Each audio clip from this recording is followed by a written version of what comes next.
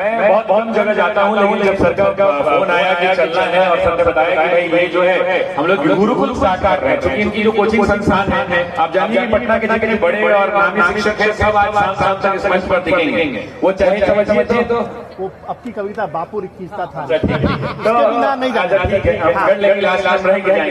तो मैं ये कहता हूँ कि जब ये पता चला कि गुरुकुल है तो मुझे एक बात याद आई कि जब ये जो कोचिंग संस्थान है उसका नाम गुरुकुल ही है, और जो पद्धति और जो तरीका अपनाया जाता है वहाँ पर गुरुकुल वाली पद्धति है।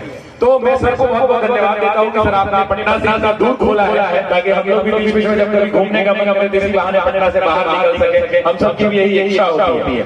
दो तीन बात मैं सर के बारे में बताना चाहता हूँ कि शिक्षा किसी के बारे में ये सब लोग सोचते हैं, लेकिन इसको चरितार्थ किसी ने व्यक्ति ने किया है कोचिंग इंडस्ट्री के अंदर में, तो उसमें एक नाम बड़ा नाम लिया जाता है, डॉक्टर गुरुकुल रहमान का लिया जाता है। एक बार सर के सम्मान में जोरदार आप ताली बजाएं। और मैं यही चाहता हूँ, दो तीन बड़ी बातें शिक्षा से कहूँगा, ज्यादा सुना चाहूंगा, एक से डेढ़ अपनी वाणी को विराम दूंगा, लेकिन दो तीन बात मैं आपसे आप लोगों से कहना चाहता हूँ। बिहार की शिक्षा व्यवस्था क्या है, किसी से छुपी हुई नहीं है, ये किसी से छुपा हुआ नहीं है कि हमारे सरकारी विद्यालयों में, हमारे सरकारी विश्वविद्यालयों कॉलेजों में किस प्रकार की व्यवस्थाएं चल रही है, लेकिन निरंतर सुधार भी हो रहा है। मैं यहाँ पे जितने माता पिता बैठे हुए हैं, मैं सब लोगों से दो चार बातें कहूँगा, दो चार निवेदन कहूँगा। आप अपने बच्चों को जहाँ पढ़ाते हैं आज के बाद संकल्पित होकर पढ़ाएं कि आप जिस भी स्कूल में आप बच्चों को पढ़ाते हैं, आपका बच्चा प्रतिदिन सुबह से शाम तक जो उसका रूटीन है, उस रूटीन में विद्यालय को जाए।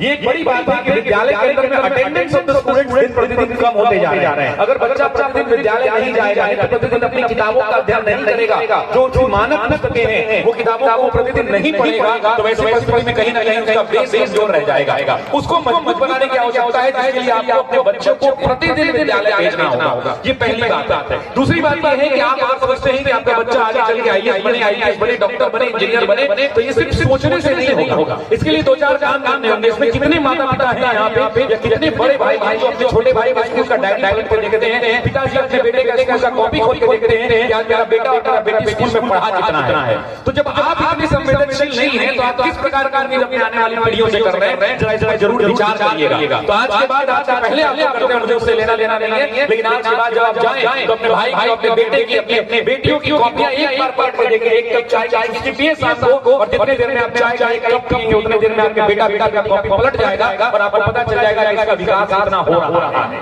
तीसरी एक बड़ी बात, ये जो पीढ़ियों में आदत आ गई है कि नोट्स की दुनिया में पीढ़ियां बढ़ रही हैं, ये पीढ़ियां आने वाली पीडीएफ के दौर से गुजर रही हैं, जहां किताबों को छोड़कर धीरे धीरे लोग पीडीएफ को अपनाते चले जा रहे हैं, मानक पुस्तकों का अध्ययन करना बंद कर दे रहे हैं। मेरा निवेदन बस आप सभी लोगों से इतना है कि आप बस इतना ही करें कि किताबों की ओर फिर से लौट जाएं। जैसे स्वामी दयानंद सरस्वती ने कहा कि वेदों की ओर लौटिए, हम सब निवेदन आपसे यही करने आए हैं कि आप अपने घर